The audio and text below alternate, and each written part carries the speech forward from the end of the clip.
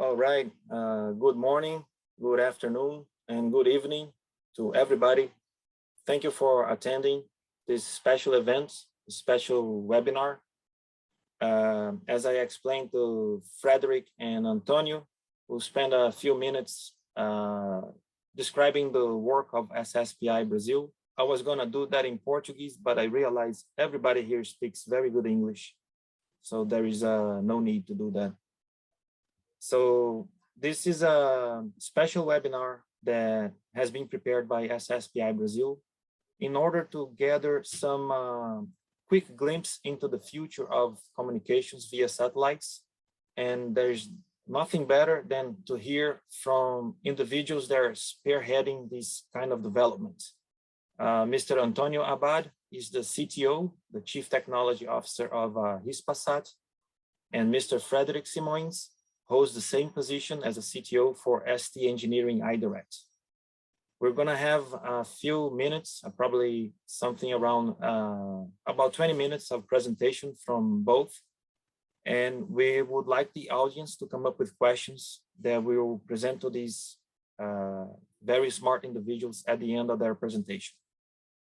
So SSPI Brasil is very proud of doing this. The objective of our organization is to advance the networking of satellite and space professionals in order, we understand that together we are very strong and we want to help everybody to realize the benefits that such organization can bring. We have multiple chapters around the world. We work somewhat independently, but together at the same time. So if you are thinking about your next smart decision today with your career, I highly recommend you join SSPI, become a member, get involved into one of the chapter's activities. Everybody will benefit along with you. So without further delay, I want to pass the word to Mr. Frederik Simoens, as he's going to give us his vision of the future of satellite communications. Frederik? Yes, thank you very much, Alex. I'm just trying to share my screen. Just 1 second.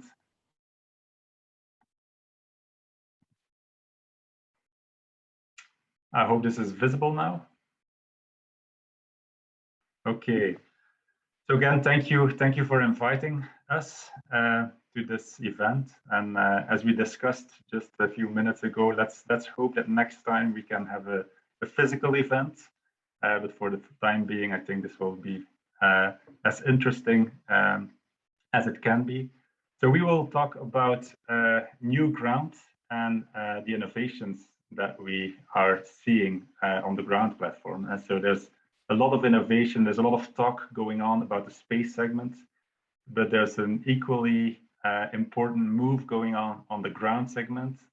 And that will be the topic of my short talk here today. And as Alex said, if you have any questions, we can have some discussions after the presentations.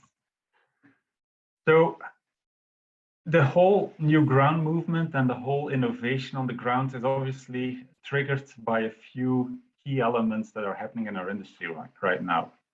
And on the one hand, you have obviously the new space evolutions, the LEO, MEO, the flexible payloads. I'll briefly talk about that.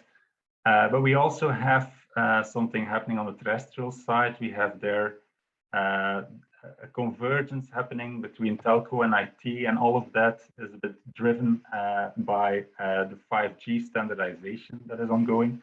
And both elements basically drive the roadmap for the ground segment as well, because they both come together in the ground segment of a satellite communication system. So that's what we will talk about today. And next to the drivers from the industry, we also see a lot of innovation enablers that are happening outside of the satellite communication world, like evolutions linked to virtualization, orchestration, standardization. And these are, of course, things that we want to leverage when we innovate that ground segment. So this is what we will cover today, and I'll briefly introduce each of the subjects here on the slide. So we'll start with the 5G convergence, let's say. So 5G has the potential to really become this, or to really unify all the communication networks that we have today. So it's no longer a standard that only focuses on cellular communication. It also focuses on fixed communication, IoT, and even is including satellite communication also as part of the standard, or as part of the future releases of that standard. So that's very important, so that unified network framework that is being created by this 5G movement.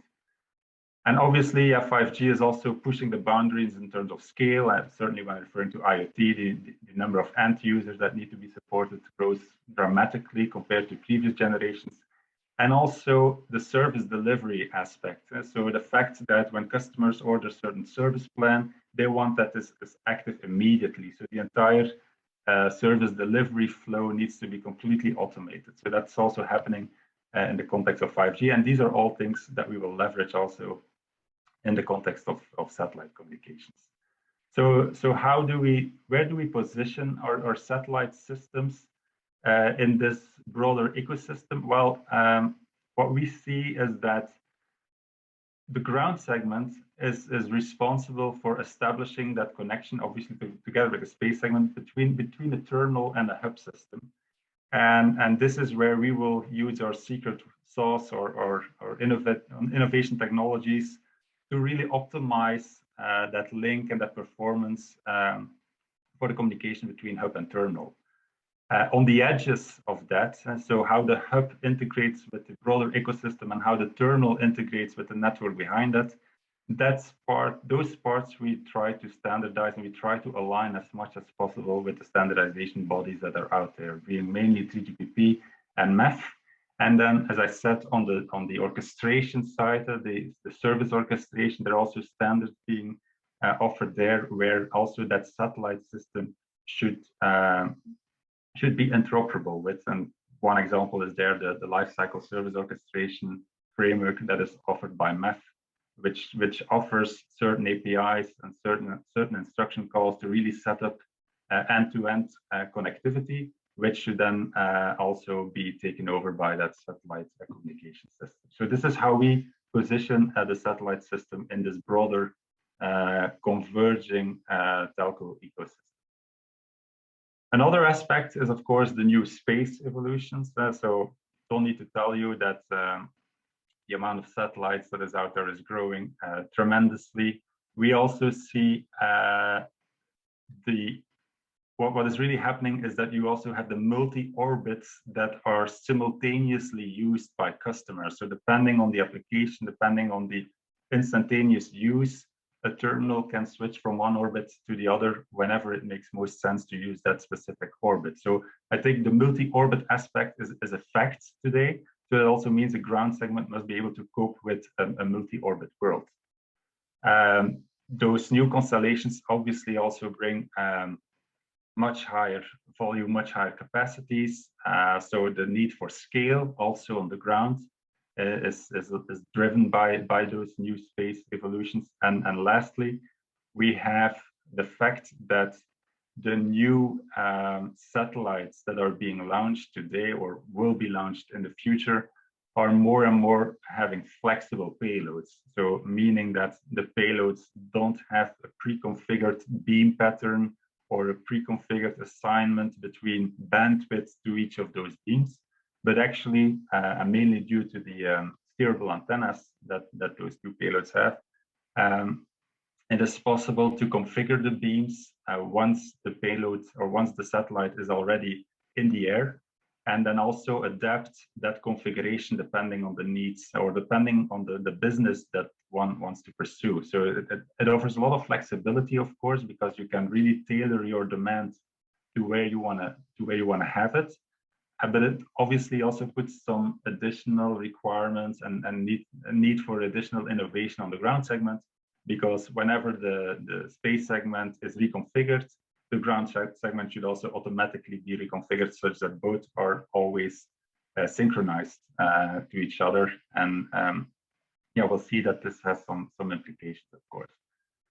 So like I said, multi-orbit, the new ground system and the future ground platforms, they will all be multi-orbit, or they need to be multi-orbit, because that's what the market demands.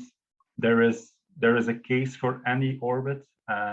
So yeah, obviously low latency applications are benefited with LEO constellations. GEOs have the benefit of having a much wider reach, and also the possibility to really tailor where to put that capacity, while LEO is much more uniform, and MEO is something in the middle. So there is a use case, or there is a reason for each orbit, for each constellation. So the ground segment really needs to make sure that terminals that are deployed on a ground network can be connected to any orbit. So I think this slide kind of summarizes it. So we have the multi-orbit aspect, so the multi-orbit market giving rise to new opportunities. And also we have the space resources which can be dynamically reconfigured, and which then also requires that same flexibility on the ground. And you can see here on the bottom the drivers that will enable that. So virtualizing the ground segment, moving parts of the ground segment into the cloud, really allows to achieve that scale that you need on those new networks, but also that flexibility. So if new beams are being created on the ground, you don't want to hassle around with hardware, or new beams are being created on space. You don't want to hassle around with hardware on the ground. You just want that you can instantaneously activate those new beams. So new satellite networks, new modulation, demodulation functions need to be created instantaneously and automatically. So that's where the virtualization comes into play, very, very handy, because you don't need to pre-configure everything with fixed hardware. You can just deploy whatever you need at any moment in time. So that's really how this new space movement is also driving the ground segment evolutions. And this slide kind of summarizes both. And so we are moving away on the ground from standalone networks to more integrated ecosystems. And so in the past, VSAT systems typically were always some kind of proprietary technologies. So everybody had his own waveform, everybody has his own traffic acceleration functions, networking, network management system, everything pretty proprietary. What we see now is that those systems need to be integrated more in a broader ecosystem, and mainly driven by the evolutions on 5G. And our customers, they really want to plug in a satellite system into their existing infrastructure, such that they more easily can add a satellite offering next to everything else that they're doing, without having to operate a really very specific system next to all the other things that they're doing. Yeah, the fact that those satellites become more and more software defined, we need to match that on the ground in order to eventually evolve towards a full software defined network.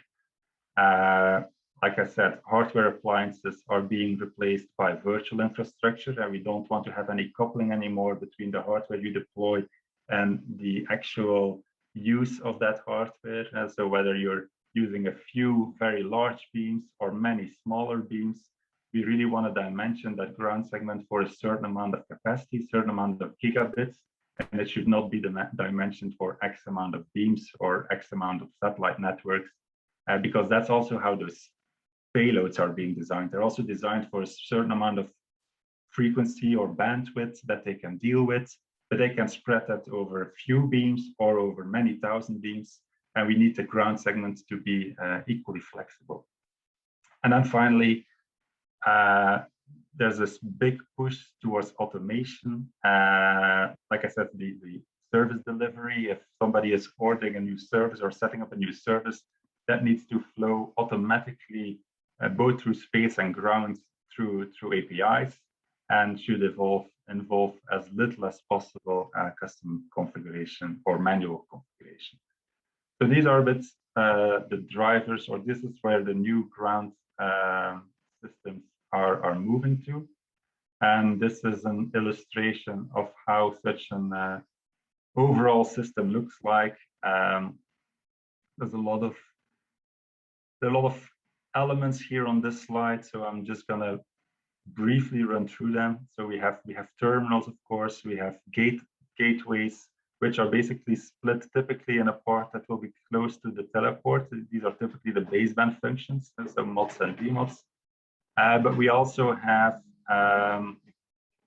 parts that are running in a data center. So typically the more networking functions and the traffic acceleration functions, they can be hosted on a different location. And both will be controlled obviously by an NMS, which more and more is hosted in the public cloud. And that same NMS also offers APIs towards either service orchestration frameworks, but also resource controllers, which are basically controlling how those satellites are being configured. And so how the beams on the satellite are being configured, or how the handover plans should look like to transfer traffic from one satellite to another. And like I said, while these resource controllers are changing the configuration of the satellites, they obviously need also to make sure that the ground segment is aligned. So that's why we are offering these APIs, such that ground segment configurations can be automatically reconfigured, completely synchronized to the reconfiguration on the space segment. And then finally, and this is already my last slide, we have many aspects that are driving the ground infrastructure, the future ground infrastructure. So one of them is the fact that it needs to be multi-orbit and it needs to connect networks, not only satellite communication networks, but also integrate those networks into a broader ecosystem.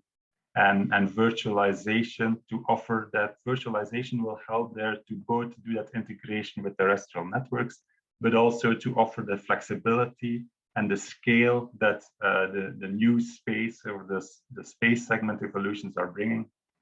So we believe that the cloud and virtualization technologies will be a key element of the future ground segment platforms.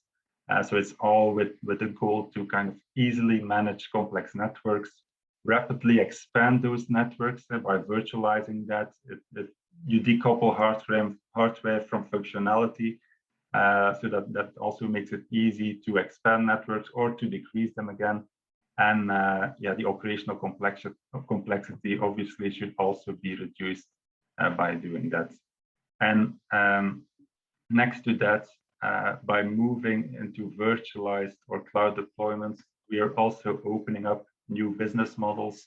We can also start offering the ground platform more as a service rather than as really like a CapEx model, where customers will then also benefit from all the innovation that is happening on the ground in an automatic way, because it's just part of the service offering that we as ground technology providers offer to our customers. So it's all of this is done, of course, to make sure that we are offering the right design that can handle very complex setups, very complex multi-orbit, flexible payloads, integrated in 5G networks type of setups. But we're trying to do that in a way that it makes life much easier for our customers. So we're basically simplifying the networks or the operations of the networks in a much more complex, interconnected world.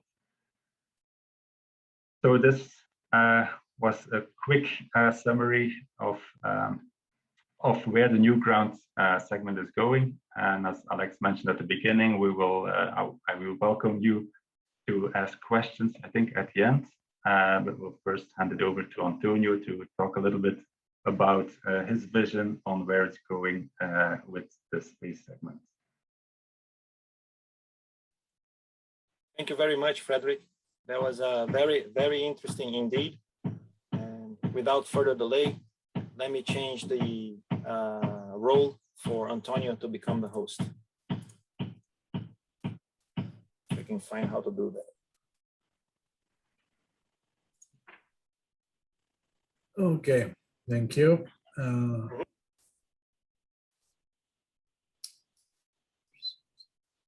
Yeah, the floor is all yours, Antonio. Thank you. I hope you can see my screen well. Can you? Yes. Okay. So first of all, I'd like to thank you, the SSPI, for your kind invitation today. I wanted also to say that I appreciate and value the activity of the SSPI Você votou em português, ó. in the Botou a palestra support. dele em português, isso aí, tá vendo? Ah, você não está acompanhando, né? Eu tô escutando aqui. Ah, tá. There is some background noise, I guess. Yes. We need everybody to be muted so that we can hear the presentation properly. Okay, so as I was saying, I really value the role of SSPI in the development and support of the satellite professionals. And I think this is a very good initiative that I really appreciate and value, and I wanted to recognize. This being said, I also wanted to thank Frederik for his presentation. I think he made a very thorough presentation about the system and ground segment aspects.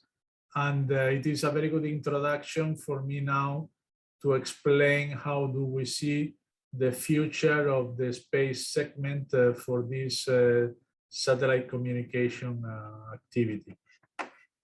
I wanted to give a bit of context. And I wanted to start saying that we all know that satellites were mainly designed and defined to distribute television signals. For many years, the satellite has been the real the most efficient tool to transmit television signals from one point to many points. And we could even cover a whole country like Brazil, or even a whole continent like all the Americas, broadcasting the same information from one single point just by uplinking to the satellite that signal and having the ground terminals pointed to the satellite. And we still believe that this is going to be the case in the future. However, we also see that there has been a change in the television consumption patterns. And I usually share these two pictures that show what it used to be the family gathered around the television set in the living room, that it was the way we used to share leisure time together with the family. And down below, what I'm showing is the way the new families are doing that leisure time, where yes, there is a television set, but people are sharing, the people are watching their own content in their own screens, in telephone, in cell phones, or in tablets, and there are different people watching different things. And there is an essential change of paradigm where people want to see what they want, when they want, where they want. All that it is helped by the development of all the internet television, where many channels have become available through the internet, making it very easily and very available to have these channels in your personal devices.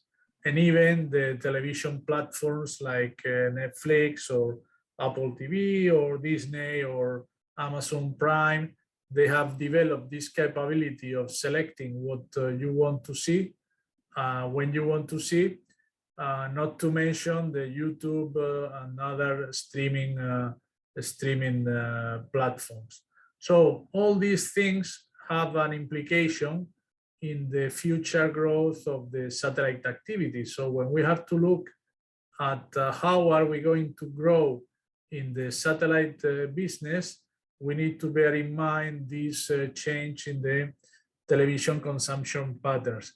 And then when we look around, we realize that at the end of the day, the satellite is a very small portion.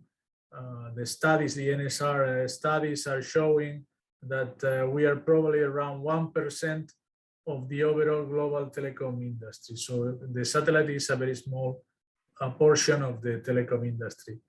And at some point in time, we realized that, well, if we could become part of this global telecommunication industry, we could provide connectivity services with the satellite, we could have a very interesting opportunity to grab additional portions of this market.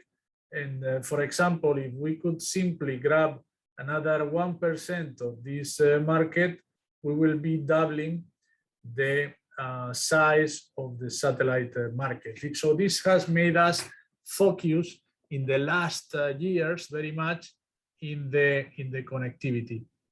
I don't mean, and I don't want to say that satellite television is going to disappear, and we have recent examples of this. Hispasat has recently bought from Telefonica their television distribution company, Media Networks, and we have created what we call now Hispasat Peru, and we are using that company to distribute satellite television to all South America. So we're still very present in the market and very present for the distribution of television signals by satellite. But it is true that there is a very great opportunity for the satellite in the future to become part of this connectivity infrastructure with a very important challenge, with a very important opportunity to grow. But in that sense, there is something that we need to bear in mind, and is that we need to follow the trends of the global telecommunication industry. And I will come back to that later, but I think I can anticipate, and it will be not a surprise to you, that if we are talking about trends of the global telecommunication industry, the two main trends that we can easily identify are more capacity and less price. So when we are focusing on this evolution of the satellite towards a connectivity tool, we should bear in mind that the satellite shall provide more capacity and shall provide this more capacity at less price. And this is very, very relevant, and it will come back later. Now, in terms of this approach of the satellite to the telecom industry, we believe there are four main applications that I'm going to explain a little in my charts, and these are: the first one is the connection to the internet, the connection of the unconnected, or the connection of the poorly served, And I want to bring a couple of ideas related to the connectivity of the people. The first idea is that, well, we've seen with the COVID-19, we've seen that we have that there are two factors. One factor is that with the COVID-19, there has been an acceleration of the digitalization of the society. I mean, suddenly we have had to learn to telework and work remotely from our homes, and doing lots of video conferencing and doing many things with our computers. And we have suffered, if I may say that way, an acceleration of the digitalization of the society that some experts have quantified in we have done in 1 year what normally was expected to advance in the next 5 years. So there is a strong acceleration of the digitalization of the society. The second important thing that we realized in the COVID-19 is that the foundation of this digitalization is the infrastructure, the connectivity infrastructure, is the communications. If we don't have communications, there is no digital society, there is nothing. And in that sense, we can see the trend during the pandemic is that there have been an increase of the communication, the bandwidth used in the internet, in different countries, ranging from 20 something up to more than 50% increase of traffic in the internet due to the situation that we've been living during the pandemic. This is an important factor that we need to realize, because our networks, our communication networks, will have to absorb this traffic increment, and part of this traffic increment is something that could possibly be made by satellite.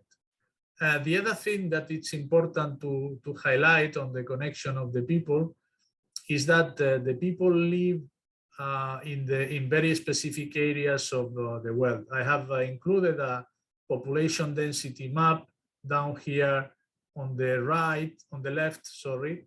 Down here on the left, I've included a world population density map where we can show in the white areas that there are many areas in the world where the population density is very low. And there are some other regions like Europe, like the eastern part of the US, the coastal areas in South America, and the sub-Saharan part of Africa or India and China, where there are significant population, but there are other parts like Siberia, like Alaska, like the northwest of North America, where there is very little population.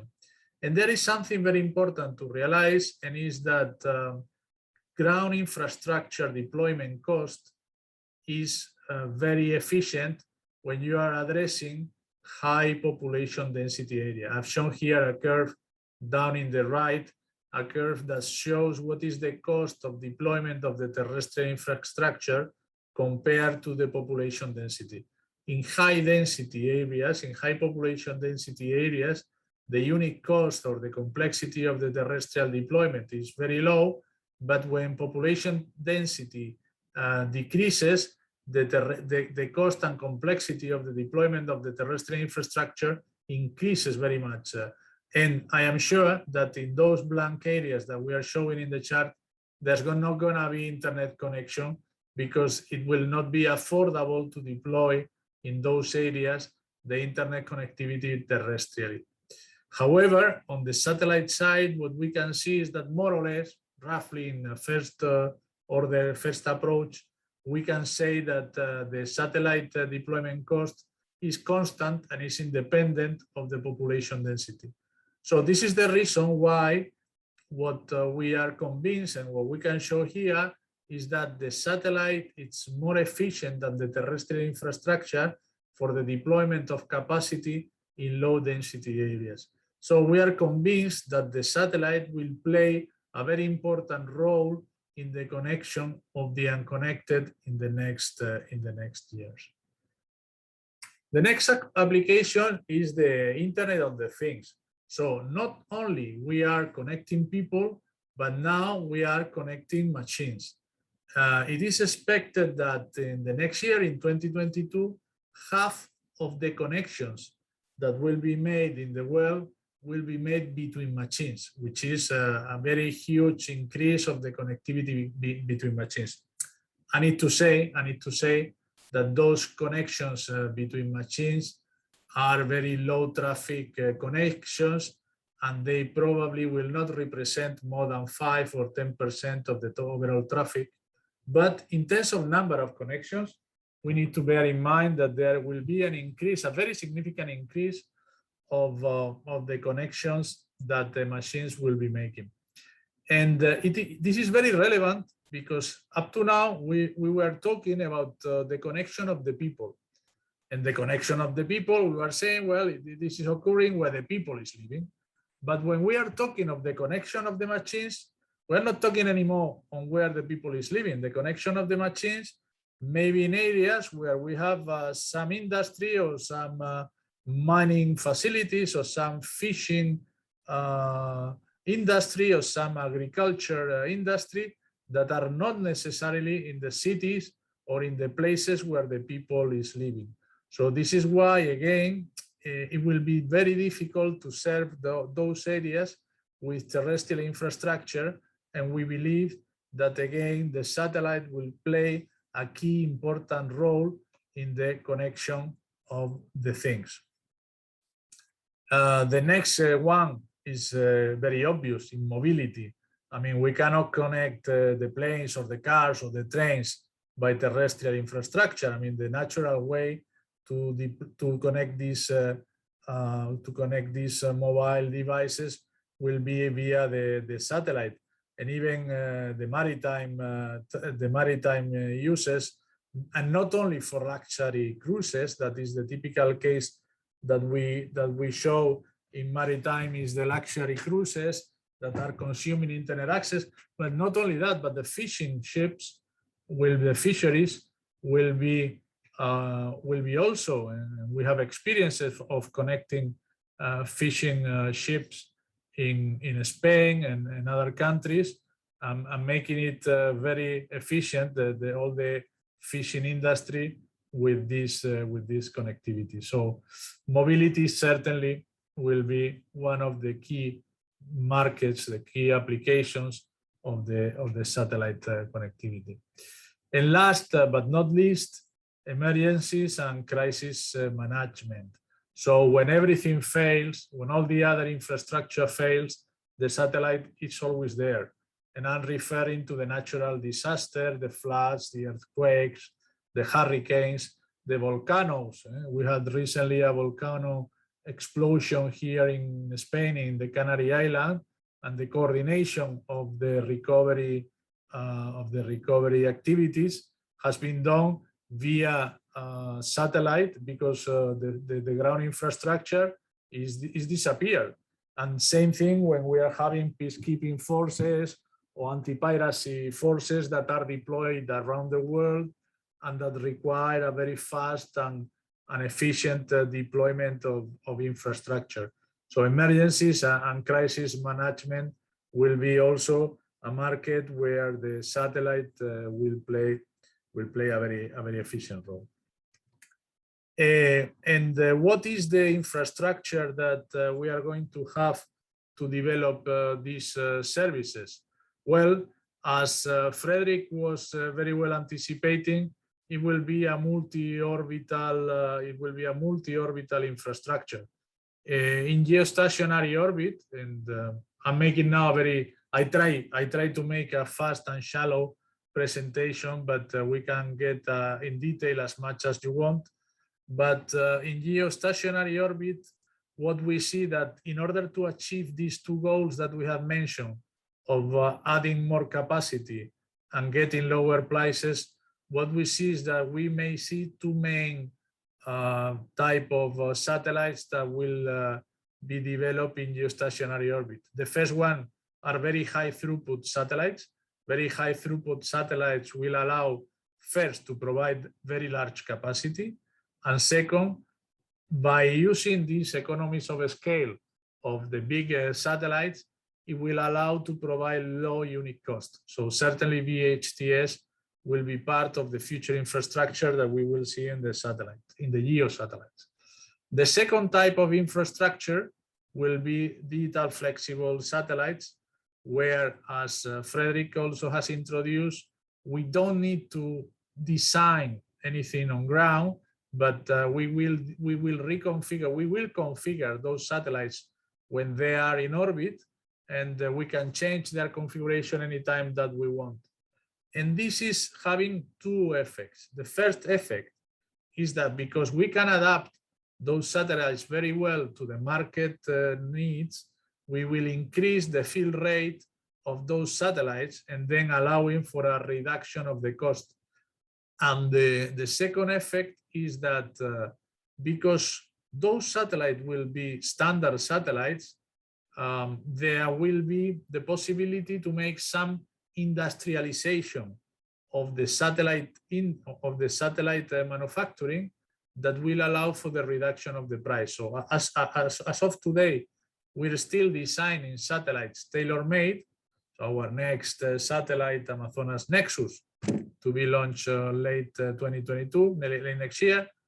It is a satellite with a lot of flexibility, but it has a tailor-made design. The next generation satellite, it will be a satellite that you will buy without any design. It will be a generic satellite with a generic coverage with a generic frequency plan, with a generic connectivity. And you will decide in orbit what is the connectivity you want to provide. And because of that, the manufacturers will be making always the same design. And then this will allow them to reduce costs. The next element of the infrastructure to reduce cost and to provide new services are LEO constellations.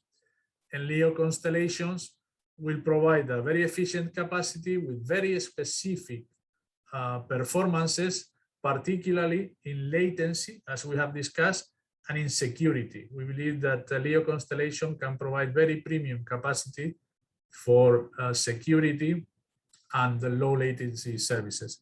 And we have also introduced high altitude platforms because we believe that they can also play a very interesting role in the deployment of some local capacity.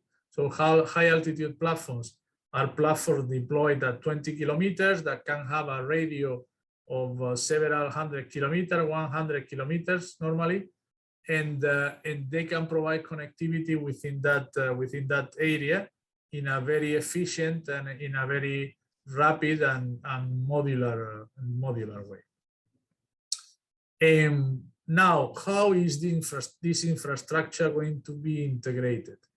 Well, the first and most important integration is that all this infrastructure will need to be integrated with the terrestrial infrastructure.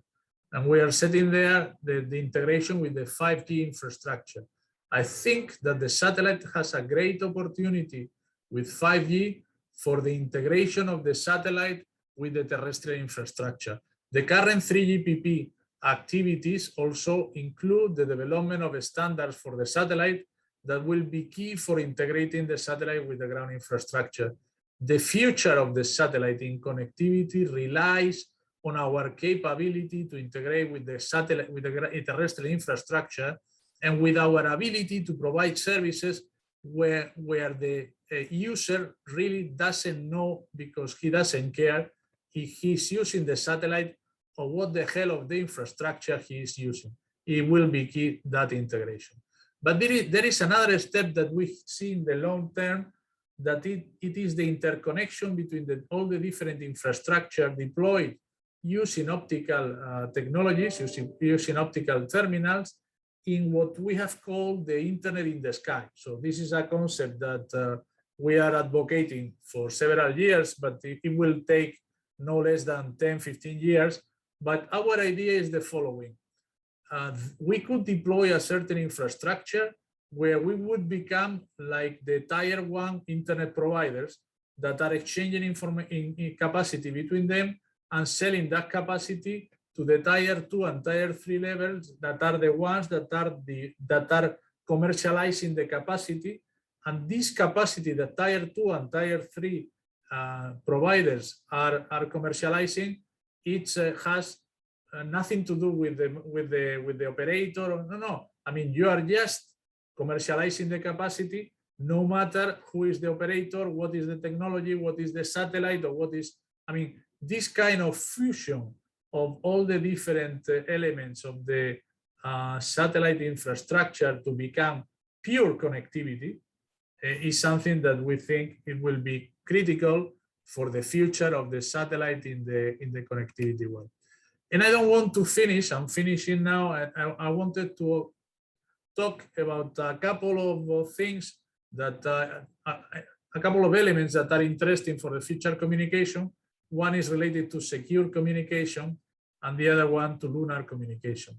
So I was reviewing yesterday that the cybercrime it has become, unfortunately, the first illegal activity in the world in front of prostitution and traffic deal they are the two other high-level illegal activities. So cybercrime is the #1 today.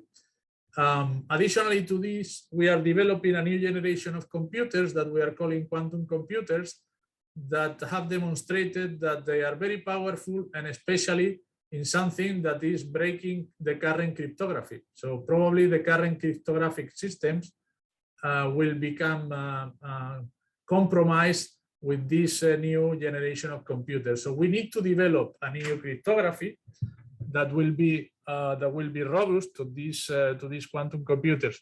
And quantum technologies is in this case also the answer. And there is a technology that is quantum key distribution that provides the solution to this problem. And it is interesting to note that this quantum key can be only distributed on ground to several hundred kilometers. And if you want to distribute to long distances, you need to use satellite for that. So the satellite is going to play a significant role in quantum communications, in particular in quantum key distribution. I'm showing there in particular one program that we are developing in Hispasat with the European Space Agency to develop a first geo quantum key distribution with the participation on some relevant operators like Telefonica and Cellnex. And I wanted to end, this is my last chart, talking about lunar communication. We are living in a second, if I may say, in a second dawn of the space exploration. The first one was in the 60s, and now there is a lot of activity related to the space exploration. And this space exploration, we need to do it with the new criteria. We need to do it in a more smart way than it was done in the 60s. And when we look at what is the future of the number of missions that are, this is an example, number of missions are shown there, the number of missions to the moon in the next 10 years. There is a significant number of missions to the moon in the next 10 years, both institutional and commercial. A priori, each of these missions was expecting to deploy its own communication infrastructure, which really doesn't make sense. So all the big space agencies today, they are thinking on the possibility of making something more efficient. That is, why don't we define a common communication infrastructure, number one, and number two, that will be used for all these missions, and we have one single infrastructure for all the missions. And the second point is that because there is no real technological challenge in this communication infrastructure, it is not worth that the NASA, ESA, JAXA, the Brazilian agency, whatever the agencies are using their money to deploy this infrastructure. And we believe that the support of private companies is something that will become very interesting in this particular subject. So we are advocating for having private companies providing communication infrastructure to these space exploration missions. And we are working with the European Space Agency again in the development of some lunar infrastructure to provide services for the future missions. So that's all for the first presentation. Now we are open to all the possible questions that you may raise. Thank you for your attention. Excellent. Thank you both. Very interesting presentations and slides and vision. Thank you for sharing a glimpse of your visions with us as well. We have received indeed a couple of questions from the audience. I will start with this one from Mr. Cristóbal Nascimento, which is, he says, as long as we have known, nowadays we have three ecosystems converging. There are global telcos, IT, 5G, and new space in forms of LEO, MEO, and GEO, and the new ground. And the two groups are working on the standardization of the new ground. Can you please explain what's the current status and time frame from each one of these efforts?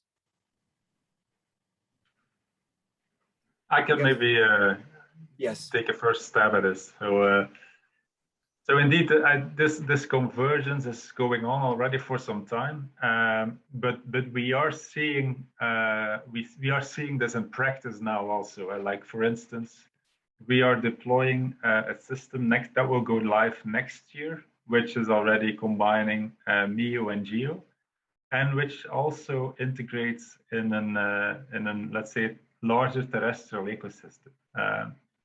So our next-gen platform, as we call it, is a multi-orbit platform, but it also supports service orchestration. So we're offering APIs towards the satellite resource controller, and because it also works with flexible payloads, or that particular system has flexible payloads, and we offer the API such that the system can automatically adapt to changes in space. But it also offers an API towards a service orchestration framework. So as I mentioned in my presentation, it offers a MEF Presto API, which allows to set up end-to-end MEF services over our system in a fully automatic way.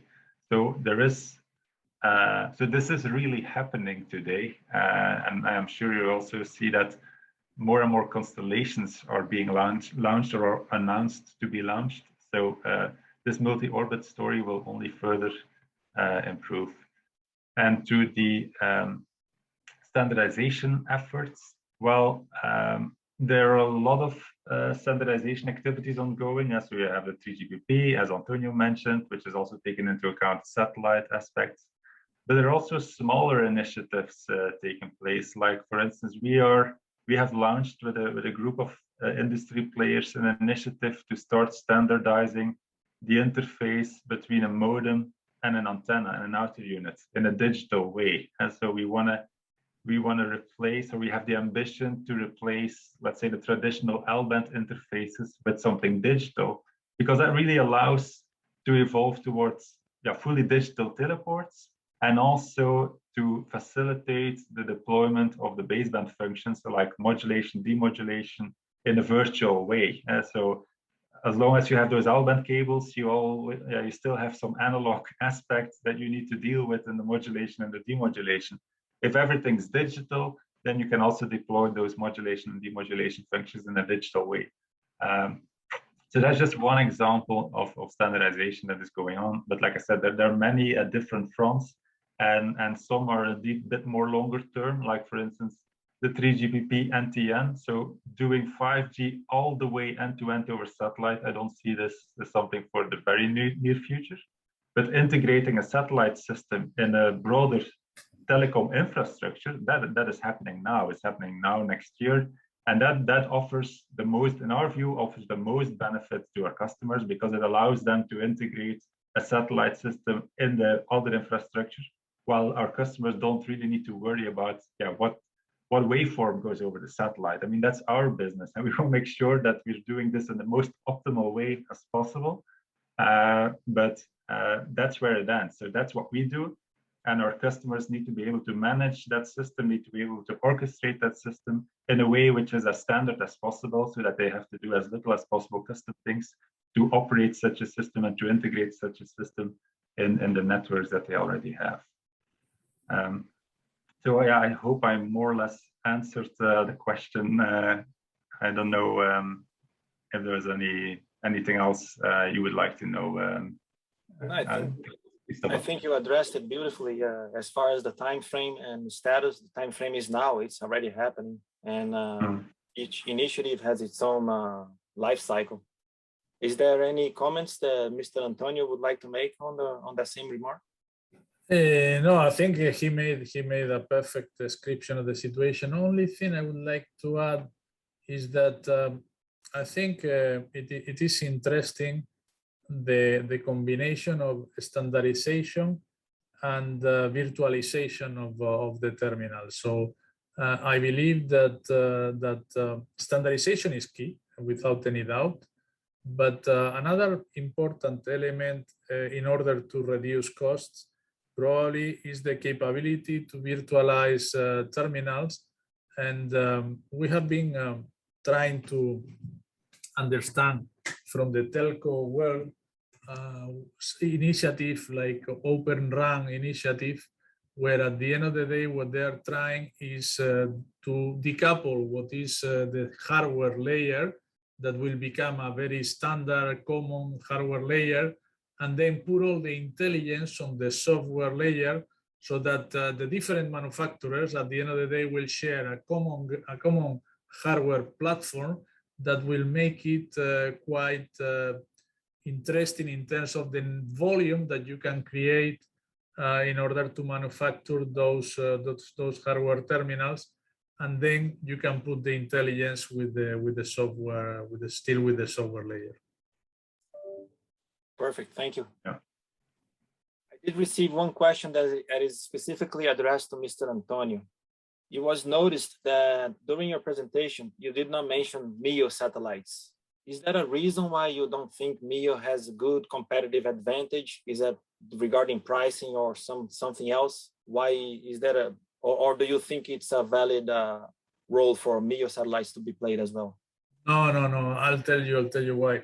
Because for me, LEO is a particular case of LEO. If I can make it more clear, I still need to understand. I mean, I think we need to still see what is the advantage and the trade-off between MEO and LEO. What I'm trying to say is that at the end of the day, we see pros and cons between LEO and MEO, and at least on our case, we are not yet able to decide whether there are specific applications for LEO and specific applications for MEO. Still, we are looking at the trade-offs, and there are some things very simple. The real low latency, it's in the LEO. However, there is some economies of scale when you are in MEO because you can build bigger satellites with larger coverage, but then the access to space is probably more expensive in MEO for the difficulty to put launchers. So we don't have yet a very clear position on LEO versus MEO, but the reason why I don't mention is because we consider it as a particular case of LEO. When I say LEO/MEO. What I'm still not clear is whether it makes sense that they both coexist. I don't know if they will both coexist. For me, this is not something that is yet clear.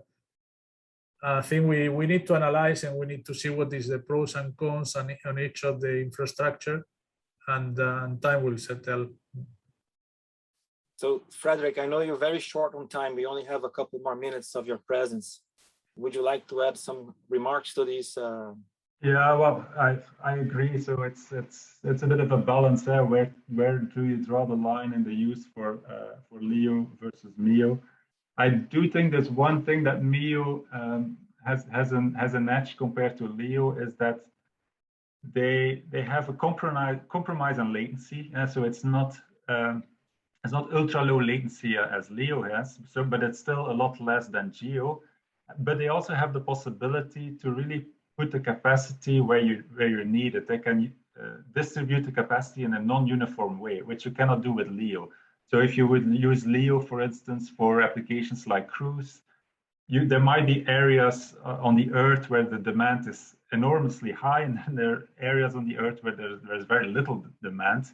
And that will be difficult to serve with a LEO constellation, because if a few of those cruise vessels are close to each other, they will consume all the capacity. While with a MEO system, you have the possibility to really create more hotspots while still offering a lower latency compared to GEO. So that's where I potentially see a clear advantage for MEO compared to LEO. Thank you very much. So very comprehensive comments. I appreciate it. We have received one last question, and I know Frederik only has a few more, like 60 seconds. So I'll post this and we'll take what we can get. The question is regarding what the users, the customers, do you think there is a big advantage on new technologies compared to where we're coming from the traditional technologies?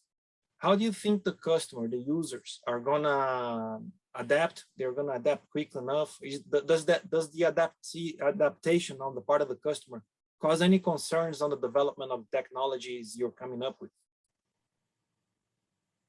I see actually our customers very open to these new technologies because there's also, of course, a lot of pressure in the market, and new entrants like SpaceX, Starlink, they're putting a lot of pressure, a lot of innovation, which of course needs to be compensated with new innovation. And I think they're also standardization is something that can help to fight against those closed systems. And I see our customers are also more and more embracing those more standardized solutions. So the fact that they can, like I said, integrate their system and terrestrial networks is a big advantage.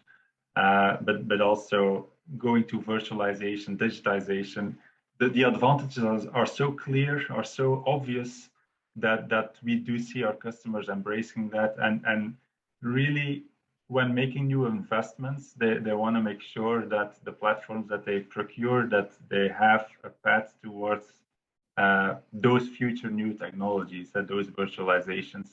So actually, I don't see a lot of hesitance. I rather see more customers driving towards innovation and want to make sure that the platforms they invest in are the ones that will offer all those future innovations that we have been talking about.